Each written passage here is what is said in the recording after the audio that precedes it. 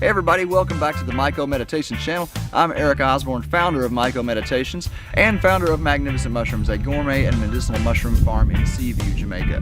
Today we're going to be doing a little walkthrough of the farm. We're going to meet some of the growers and see a little bit about the process that we go through here. Since the onset of COVID-19, Magnificent Mushrooms has shifted about 90% of its focus to the production of edible mushrooms to help sustain the local food supply. Let's go see what's going on down there.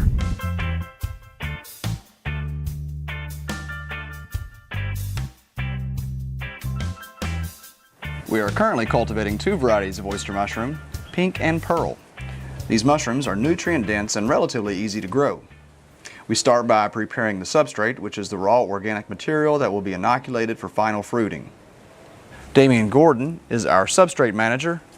You can see Damien here, he's got a nice mixture of very finely shredded guinea grass and then some more coarse bamboo. Some bamboo dust. Yeah, it's a really good mixture where the mycelium, as it grows through there, it's going to find little pockets of air and pockets of moisture that are going to sustain it through the incubation. So this is some great looking substrate. So far our oysters have been performing really well on this. I don't know anybody that's using a similar substrate mix. So this is something that Damien's been working with over time, trying to get the proportions just right. And it's coming along real nice, real nice. So we're doing a little steam pasteurization here.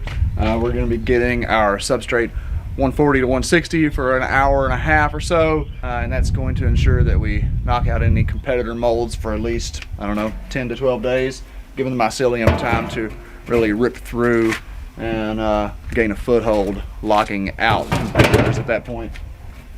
And while most of our production is shifted to food, we continue to work with new strains of Psilocybin cubensis mushrooms. These mushrooms require a different substrate than oyster mushrooms, but it can be pasteurized in the same way. So Damien, tell us a little bit about this substrate, what makes it different than the oyster substrate? This is the cube substrate, and this consists of grass and horse manure. Mm-hmm. What percentage? 70% grass and 30% horse manure. Okay, so 70-30 mix.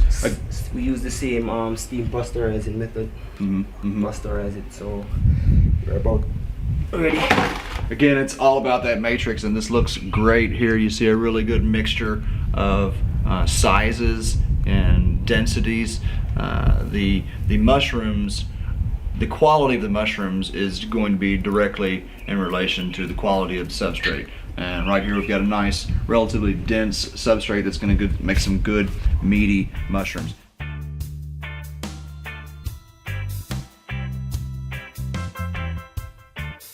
Mushrooms begin their life cycle as mycelium, the cottony white fungal network that you see in these bags. Growing the mycelium first through grain allows cultivators to evenly distribute small nodes of mycelium into the growing medium. So City is our spawn lab manager. She's been working with Magnificent Mushrooms for over two years now? 3 years now. City has nurtured many bags of grain spawn to completion, and now I'm going to be inoculating this bulk substrate that Damien has made. Upon maturity, the mycelium can become dense, almost rubbery. It will be broken up like so and mixed into prepared substrates, then packed into bags or tubs for incubation and fruiting.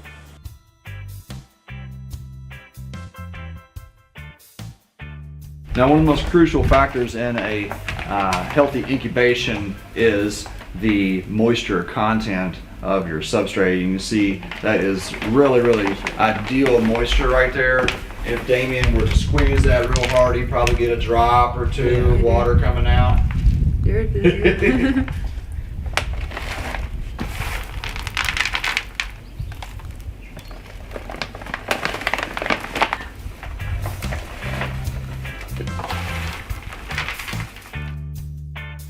After the bags are packed and tied, they are moved into the incubation room and held at a steady temperature, allowing the mycelium to colonize or grow through the substrate. So Kevin Daly has been working with Magnificent Mushrooms for about 6 months now. He is our grow room manager. He also helps, like everybody, in management of the spawn and the incubation process. Kevin, tell us a bit about what we're looking at all around here. I know we got the cubes here, but maybe talk about this lower right. We have some oyster spawns right here. This is a white oyster. Yeah, white oysters. And these should go and grow like next 2 days or so. After 10 to 14 days, these bags will be ready to initiate into the fruiting cycle.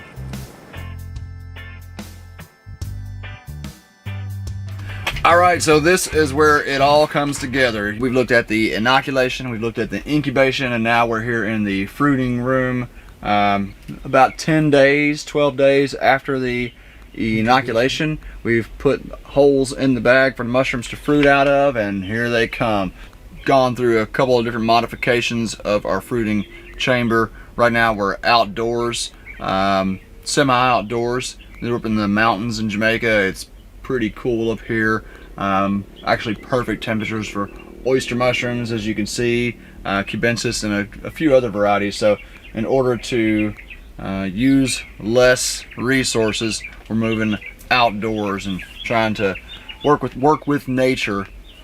So this is the perfect stage of maturity for consuming these mushrooms, which is actually my favorite part.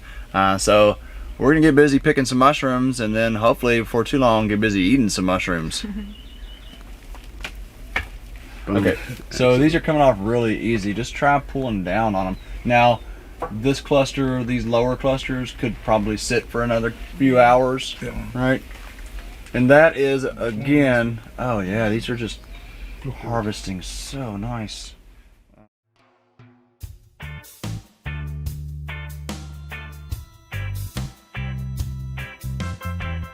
Well, I hope you've enjoyed our little mini tour of the magnificent mushroom farm. We work very hard to bring you these fruits. And while these fruits have been getting most of the attention publicly, after the COVID-19 crisis that we found ourselves in, we may start looking into fruits like these a little more deeply. We do know that oyster mushrooms, for instance, are antiviral. We also know that they possess lovastatin, which is a compound that reduces cholesterol. And while psilocybin is enormously beneficial for mental health, maybe we're going to get to see the focus on physical health with the edible and gourmet mushrooms. I have always been a huge proponent of psilocybin, obviously, but my love came through the food. Let thy food be thy medicine, right? Didn't someone really wise say that to us? They did. All right, again, hope you enjoyed it. Look forward to more coming from MycoMeditations and magnificent mushrooms.